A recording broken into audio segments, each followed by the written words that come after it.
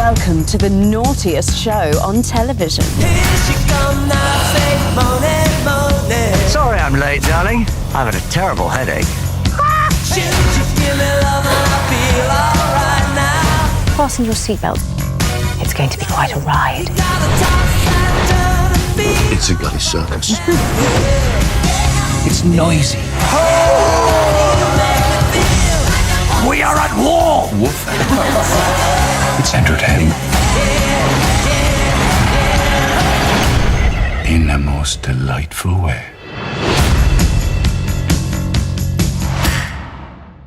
Thank you very much for your time and congratulations for your work for yet another season of Rivals. My first question to you is something that I believe it's obvious, but I want you to let me know what do you think.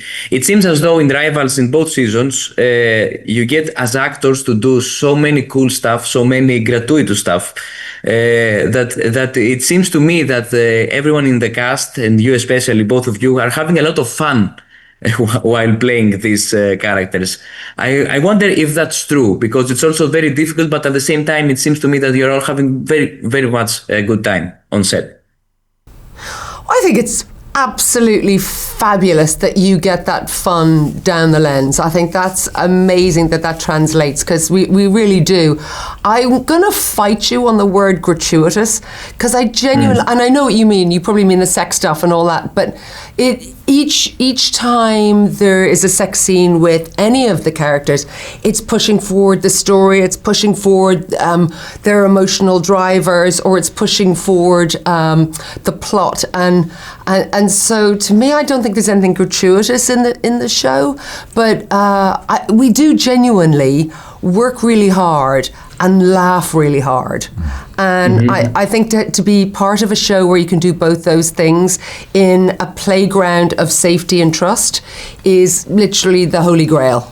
Thank you for pointing that out, because I wanted probably to say generous, because it's full of everything, and as you said, there's very important stuff that get through all those scenes, and especially in the second season, I believe this is even more important, because now we get to see a lot more of that aspect of accountability and having some real consequences for some people's actions, which we will obviously not mention here. And my next question is what was your first reaction when you got the script for the new season, given that now things are starting to get even more dramatic than before and even more serious than before? And as I said, the accountability is very real here. Yeah, we were all really excited to get the scripts. You want to find out, how it's placed. We know the story, we've read the books, but you want to see how it translates to the script and to the words you're going to be saying and the scenes and how they align themselves and all that, and the journeys these characters go on. So yeah, it's always a really exciting time, but we have such a talented bunch of people who tell this narrative, who write these scripts for us. So there's a lot of trust there. So yeah, I think we were all, you're relieved as well. You want to have that same feeling you had when you read the first season, which was, a real joy and excitement. So yeah, it felt bigger. I mean, there's more episodes. We get to get involved with the characters more and just explore their journey fuller, I suppose. So yeah, it was. It can be a tricky thing sometimes reading a second series of something, because the bar is quite high, especially with a show like this. But I think we were rewarded quite early in reading the scripts, going, yes, it still has the same cadence and tone, but it just feels funnier and bigger, and we have more room to explore those characters and these scenarios. So yeah, it was a real joy, I think. And for your characters as well, their relationship now gets to a different ground. It's very tricky. It's one of my favorite things, to be fair, to be honest, when I see partners in TV series or movies that both are great in what they do, and they just have to balance out their personal needs, in your case, being parents, and also their own relationship, their own communication. So that was, to me, it's one of the aspects that I'm very intrigued to see how it develops even more. But what did you think about this kind of equilibrium now that is now shaken in the second season? Ooh, I think, obviously there's a vast amount of things that, some of which are in the second half of the book, some of which have been created with Dame Gilly's say-so and blessing. And so obviously a lot of those things I can't tell you, or I will disappear down a chute, never to be seen again, and I don't want that.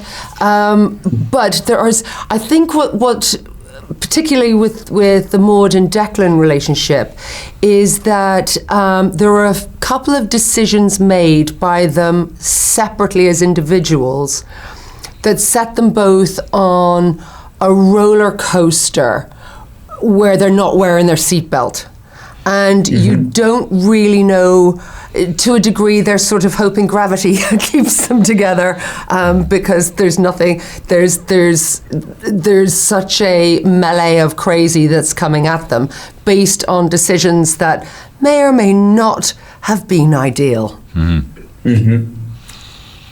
And my last question is a little bit more lighthearted, and if you'd like to answer to me, that's fine. There is, I believe, in the second episode, someone is cooking moussaka, and as a Greek person, I felt compelled to ask if you know who had this idea to put it in the script. To put what in the script? I missed that. What? Oh, because you haven't seen it. So Taggy makes a moussaka for a dinner party, because she's the only person in our house who can cook. So she's making moussaka. But back in the 80s, because I remember it, if you had a dinner party, if you didn't have moussaka there, were you actually fancy? No, you weren't. It was a big thing. Like, the kitchen would be awash with aubergines. So yeah, it was a very I'm making moussaka. You were flash if you had that, and if you had an upside down pineapple with wood sticks with bits of cheese in it and a glacier cherry, you were styling. We didn't have either of those things. Yeah, well, I was flashy, baby. God, moussaka, no way. Yeah, moussaka.